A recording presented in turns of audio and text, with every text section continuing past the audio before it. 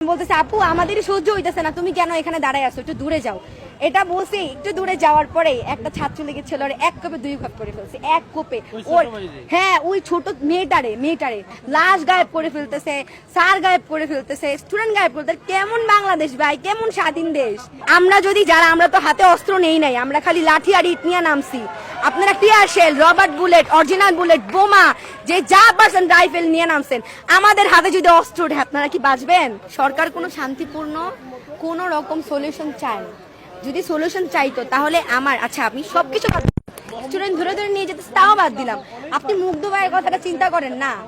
মীর মুগ্ধ ভাইয়া, আমি 10 মিনিট আগে আজিমপুরে উত্তরা থেকে, উনি 18 তারিখ ওনার কাছ থেকে আমাকে বলতেছে তুমি তো আমার কলেজের স্টুডেন্ট। উনি আমার 4 বছরের সিনিয়র, উনি আমার কলেজের স্টুডেন্ট ছিলেন।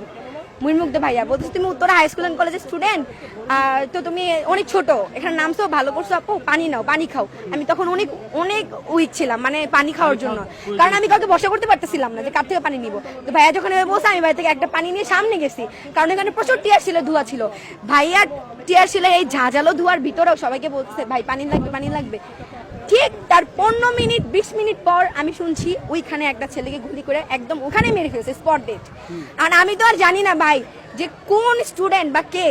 তখন আমি কি করছি, আমি বলছি ঠিক আছে মারছে তো ওরে হসপিটাল ক্রিসেন্টে দাও। তো আমি এটা আমার হচ্ছে সিনিয়ররা বলতেছে এটা আমাকে। তারপরে বলতেছে আরে ওই যে তুই পানি নিলি যে ছেলেটার কাছ থেকে, ওই আমার মীর মুগ্ধ ভাই। হ্যাঁ ভাই, আমার এত খারাপ লাগছে, আমি প্রোটেস্ট করবো কি। তারপরে যাই হোক, কারণ এখানেও প্রচুর গোলাগুলি হইতেছিল, সেটাও বাদ দিলাম। এই ঘটনা হয়তো আপনারা জানেনও না। 19 তারিখ যখন প্রোটেস্ট হয় আজিমপুরে, তখন তেমন কেউই জানতো না আজিমপুরে যে প্রোটেস্ট হবে, কারণ ওই দিন ছিল শুক্রবার। সবার কথা ছিল যে সরকারি বন্ধতে কোনো প্রোটেস্ট হবে না। এটা যখন আমিও ভাবছিলাম হবে না, কিন্তু আমার কলেজের কিছু সিনিয়র ভাই বলতেছে ঠিক আছে হবে না, যখন ওরা কিন্তু টিএসসি ভাইয়ারা টিএসসি এখানে, তা আমরাও আসছিলাম, কিন্তু আমাকে সকালবেলা পাঠিয়ে দিচ্ছে যে তুমি দেখো 11টা পর্যন্ত যে ওখানে কি হয়।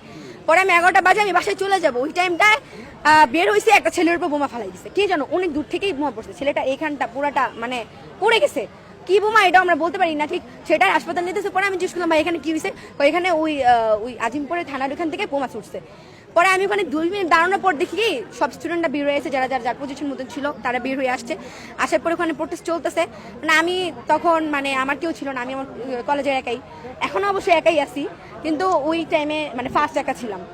15 তারিখ থেকে আমার কলেজের ভাই, বড় ভাই, ছোট বোন সবাই আমার সাথে ছিল। পরে যখন গেছি, যাওয়ার পরে মানে প্রচেষ্টা মাঝামাঝি যাওয়ার পরে 2টা বা 3টার দিকে এরকম টিয়ার সেলের ছাড়ছে, তখন আমরা সবাই যাইতেছি দূরে। মানে তখন একটা ছোট বাচ্চা আমাকে বলতেছে আপু পানি খাও, পানি মুখে দাও, মানে জ্বালা, আমরা তো এক একজন চিল্লাইতেছি। পরে আমি বলতেছি আপু আমাদেরই সহ্য হইতেছে না, তুমি কেন এখানে দাঁড়ায় আছো, একটু দূরে যাও। এটা বলছি, একটু দূরে যাওয়ার পরে একটা ছাত্র লীগের ছেলে এক কোপে দুই ভাগ করে ফেলছে, এক কোপে। হ্যাঁ, ওই ছোট মেয়েটারে জানেন, আমি দূরে থেকে দেখছি ওর ইটা, কিন্তু সামনে এসে দেখি ওর লাশটা নাই, ওখান থেকে গায়েব করে ফেলছে। লাশ গায়েব করে ফেলতেছে, স্যার গায়েব করে ফেলতেছে, স্টুডেন্ট গায়েব করতে। কেমন বাংলাদেশ ভাই, কেমন স্বাধীন দেশ? যে দেশের টিচারকে রিমান্ডে নেওয়া হয়, যে দেশে 17 বছরের ছেলেকে রিমান্ডে নেওয়া হয়, সেই দেশের শিক্ষা জাতির মেরুদণ্ড কিভাবে হয় বলেন? আমি সেই দেশে শিক্ষাতে হতে চাই না ভাই, দরকার নাই, আমি মূর্খ থেকে যাই। আমার বাবা কিন্তু একজন আনএডুকেটেড পারসন, ঠিক আছে? আমার বাবারে আমি কালকে বলতেছি বাবা তুমি যথেষ্ট ভালো মানুষ, তুমি যদি আজকে এডুকেটেড পারসন হইতা, হয়তো তুমিও কোনো বড় পোস্টে চাকরি করতা, তুমিও কোনো কারো আর্মি হইতা, পুলিশ হইতা। আমি মানে গর্ব করে কাউকে বলতে পারতাম না, সবাই আমার বলতো ওই তো চোরের মেয়ে, খুনির মেয়ে, এটা বলতো। অবশ্যই আমরা আমার ফ্রেন্ড যারা আছে, পুলিশ যারা ফ্রেন্ড, আমি বলি যে তুই চোরের মেয়ে, তুই খুনির মেয়ে, এটা বলি স্বাভাবিক কথা। হইতেছে আমরা এখন আমাদের স্যারের মুক্তি চাই, কারণ আমরা যথেষ্ট চুপ ছিলাম, আমরা যথেষ্ট সরকারকে টাইম দিছি। আমাদের স্যারকে কেন ধরে নিয়ে গেল বিনা দোষে? আমাদের একটা রিজন থাকার যে ওনার পার্সোনাল কোনো প্রবলেম ছিল।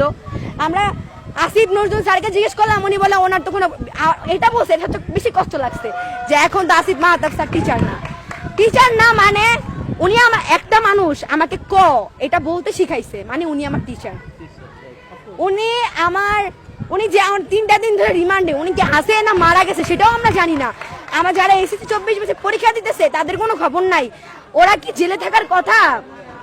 সরকারকে আমার একটা প্রশ্ন, আমরা তো হাতে অস্ত্র নেই নাই, আমরা খালি লাঠি আর ইট নিয়ে নামছি।